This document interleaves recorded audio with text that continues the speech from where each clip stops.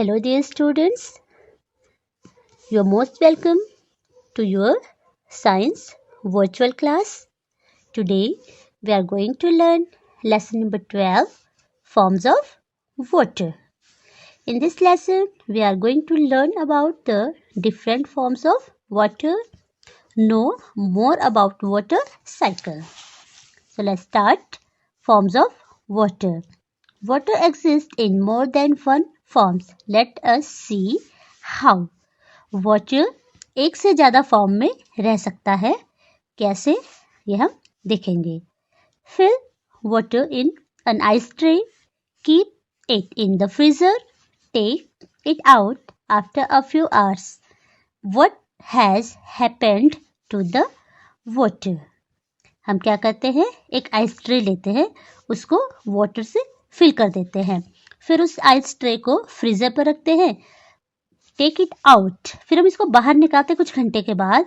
तो वाटर के साथ क्या होता है, वाटर का क्या होता है, वाटर जो होता है वो आइस में चेंज हो जाता है. Okay, so we can say water freezes in ice. Okay, now keep this ice tray on the table for some time. What happens to the ice. अब हम उस आइस ट्रे को थोड़ी देर के लिए टेबल पे रख देते हैं, तो क्या होता है आइस के साथ, ice melt into water. Ice जो है मेल्ट होके फिर से वाटर में चेंज हो जाती है, तो हम कह सकते हैं कि ice melts in water. Now take the water from the ice tray in a kettle. अब हम क्या करते हैं कि आइस ट्रे से उस वाटर को एक केटल में ले लेते हैं. Ask an adult to boil the water. फिर अपने घर में किसी बड़े को हम उस वाटर को बॉयल करने के लिए, बॉयल करने को कहते हैं. Observe the spout of the kettle when the water start boiling. अब हम ऑब्जर्व करते हैं जो केटल का स्पाउट होता है, उसका जो मुंह होता है, ये वाला पोर्शन, तो हम इसको जब ऑब्जर्व करते हैं तो व्हाट डू यू सी. आप क्या देखते हैं, हम क्या देखेंगे कि जो इसका जो स्पाउट जो होता है वहां से हमें स्टीम बाहर आती हुई दिखाई देती है. ओके, जब वाटर बॉयल होना स्टार्ट होता है तो वाटर जो है स्टीम में कन्वर्ट हो जाता है, जो कि हमें स्पाउट से हम उसको देख सकते हैं. Okay, now if a metal plate is held in front of the spout, what do you see. अब हम केटल के स्पाउट के सामने एक मेटल के प्लेट को लेके जाते हैं, तो क्या देखते हैं कि जो प्लेट होती है उस पर हमें जो है वाटर ड्रॉपलेट्स दिखाई देती है. We can see water drops on the metal plate. Okay, when what do we learn from these simple task. तो इन सिंपल टास्क से हमने क्या सीखा. At very cold temperature water changes into ice. We say water freezes into ice. जब बहुत कम temperature होता है तो वाटर आइस में चेंज हो जाता है, जिसको हम कहते हैं कि वाटर फ्रीजेस इनटू आइस, कि वाटर फ्रीज हो रहा है. At room temperature ice changes into water. We say ice melts into water. अब रूम टेम्परेचर पे क्या होता है, जब हमने आइस ट्रे को बाहर निकाला था आइस में चेंज होने के बाद, तो जो आइस होती है वो वाटर में चेंज हो जाती है, तो हम कह सकते हैं कि आइस मेल्ट्स इनटू वाटर, कि आइस जो है मेल्ट हो रही है वाटर में. When water is heated, what comes out of the vessel is known as steam. अब जब हमने वाटर को गर्म करा तो जो वेसल से जो बाहर आती है, जो इसके स्पाउट से जो बाहर आ रहा था वो क्या है, स्टीम है. Steam is also called water vapour. Steam को हम वाटर वेपर भी कहते हैं. We say water evaporates into vapour. तो इस प्रोसेस में हम क्या कह रहे हैं कि वाटर जो है इवेपोरेट हो रहा है वाटर वेपर में. When water vapor is cooled, it again changes into water. अब जब वाटर वेपर को हम फिर ठंडा करते हैं तो ये फिर से जो है वाटर में कन्वर्ट हो जाता है. We say steam or water vapor has condensed into water. तो हम कह सकते हैं कि जो वाटर वेपर है वो ठंडी होके क्या हो रही है, कंडेंस्ड हो रही है, किसमें, वाटर में. तो वाटर वेपर वाटर में चेंज हो जाती है. Okay, This shows that water exists in three forms: water, ice and water vapor.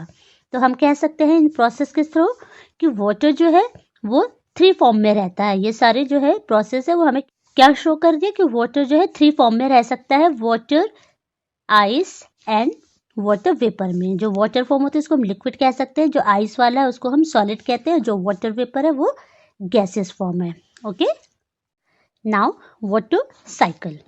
We find water everywhere. हमें वाटर हर जगह मिल जाता है। Water does Where does water come from? On the hills, plains, in the deserts or the dense forest.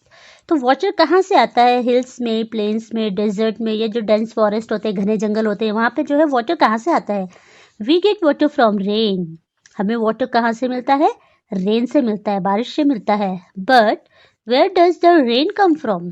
अब ये rain कहाँ से आती है? Water from rivers, lakes and seas gets heated up by the sun. Water evaporates into water vapor and rises up.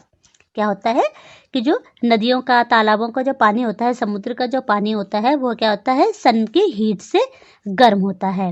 और हमने पहले भी पढ़ा है कि जब पानी हीट होता है तो क्या करता है? वो वाटर वेपर में चेंज हो जाता है। तो वही जो है प्रोसेस यहाँ पर भी होती है।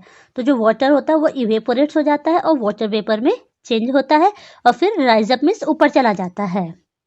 As water vapour rises up, it cools and changes into drops of water. अब जब वाटर वेपर ऊपर चला जाता है तो जब वो ठंडा होता है, ठंडी हवा के साथ मिलता है, तो फिर वाटर ड्रॉपलेट्स में चेंज हो जाता है। जैसे कि हमने पढ़ा था कि जब हम कैटल के स्पाउट में जो है मेटल की प्लेट लेके जाते तो उस पर वाटर की ड्रॉप दिखाई दी थी ना, वाटर कंडेंस हो रहा था। वही प्रोसेस बेटा यहाँ पे भी होती है। These drops collect together to form clouds. अब ये सारे जो ड्रॉप्स थी, वाटर की ड्रॉप्स, वो सारे एक साथ इकट्ठी होकर जो है क्लाउड्स बनाती है, बादल बनाती है। As more and more drops collects the clouds become heavy and big. जब ज़्यादा से ज़्यादा वाटर की ड्रॉप्स जो है इकट्ठी होती है तो फिर ये क्या होते हैं, जो बादल बन रहे थे वो हैवी हो जाते हैं और बड़े बन जाते हैं। तो water collected in the clouds then falls back to the earth in the form of rain. और फिर जब ये वाटर ड्रॉपलेट से जो क्लाउड्स हैवी होते हैं तो वो फिर रेन की फॉर्म में जो है अर्थ में वापस आ जाता है, बारिश के रूप में नीचे आ जाता है। This water flows back to the rivers, lakes and seas. और फिर ये वाटर वापस से कहाँ बह के चला जाता है? नदियों में, तालाबों में, समुद्रों में वापस चला जाता है। Okay, once again the water gets heated and the cycle starts all over again.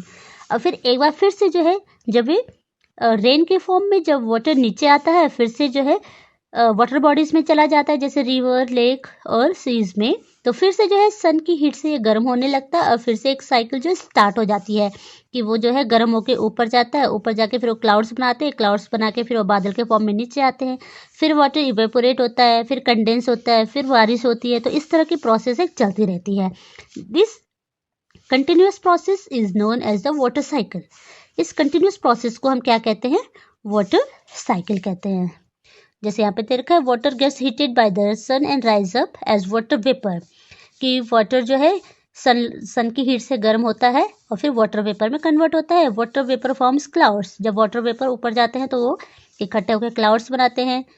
Water droplets from clouds fall as rain. और फिर जो वाटर ड्रॉपलेट्स इस क्लाउड्स में इकट्ठे होते हैं वो रेन की फॉर्म में नीचे आ जाती है। Rain water fills river, ponds and lake etcetera. और फिर वापस से जो है ये वाटर रेन की फॉर्म में वाटर बॉडीज में चला जाता है। तो ये प्रोसेस जो है चलती रहती है, जिसे हम वाटर साइकिल कहते हैं। Sometimes rain passes through very cold air. It then changes into hard ice and then falls down as small balls of ice. कभी कभी क्या होता है कि जब बारिश होती है, जब बहुत ठंडी हवा से होकर गुजरती है, तो जो बारिश की बूंदें हैं वो हार्ड आइस में कन्वर्ट हो जाती है और बॉल के फॉर्म में नीचे गिरती है, बॉल ऑफ आइस।